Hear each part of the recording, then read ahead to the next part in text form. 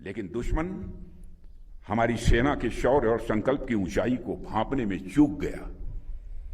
हमारे जवानों ने सिर्फ पहाड़ की ऊंचाइयों को ही नहीं बल्कि मानवीय सीमाओं की हर परिभाषा को भी पार करके दिखाया सारी दुनिया को। कारगिल युद्ध केवल भारत की सैन्य और कूटनीतिक विजय नहीं थी मित्रों, वह एक ऐसा क्षण था जब पूरी दुनिया ने में साहस देखा, उनका शौर्य देखा। कारगिल युद्ध के समय भारतीय जवानों की वीरता का ऐसा इतिहास रचा था जो हर भारतवासी के लिए गर्व का विषय है। भारतीय सैनिकों के अद्वितीय शौर्य के बारे में फॉर्मर कैबिनेट सेक्रेटरी और यूएसए में भारत के एम्बेसडर रहे नरेश चंद्रा जी से यूएस आर्म्ड फोर्सेस के एक जनरल ने कहा था कि यूनाइटेड स्टेट्स मैरिन्स भी शायद वह नहीं कर पाते जो भारत के जवानों ने कारगिल में करके दिखाया है।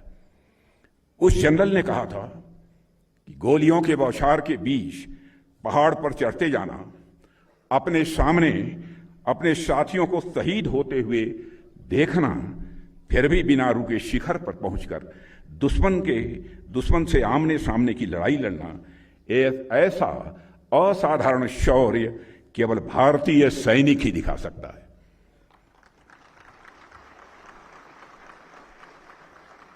उस अमेरिकी जनरल ने आगे कहा था कि कोई आम आदमी समझ भी नहीं सकता है कि कारगिल में भारतीय जवानों ने क्या कर दिखाया था।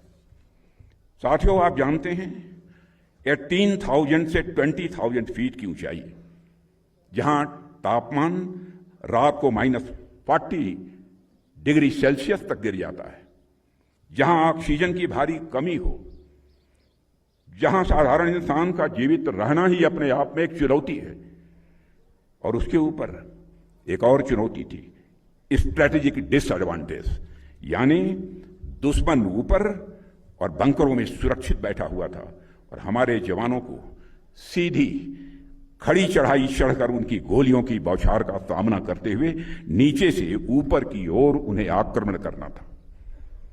मिलिट्री साइंस की हर किताब में यह एक असंभव सा ऑपरेशन था, लेकिन हमारे जवानों के शौर्य के सामने हर किताबी ज्ञान छोटा पड़ गया। साथियों, और हमारी इस विजय का मूल्य हमारे 500 से अधिक वीर सपूत ने अपना अनमोल जीवन देकर चुकाया है। मुझे उनकी संख्या उस समय 546 है।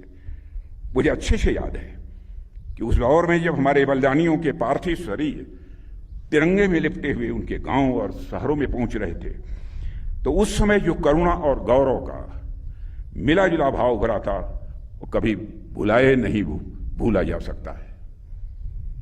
कोई नई नवेली दुल्हन थी जिसके हाथों की मेहंदी का रंग भी नहीं छूटा था, लेकिन उसके माथे का सिंदूर धुल गया।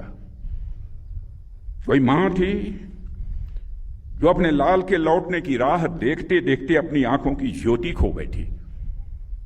किसी के बच्चे ने तो अपने पिता का चेहरा सिर्फ तस्वीरों में ही देखा था। उन बलिदानियों की उम्र 22 साल, 24 साल, 26 साल थी। उनकी पूरी जिंदगी उनके सामने पड़ी हुई थी।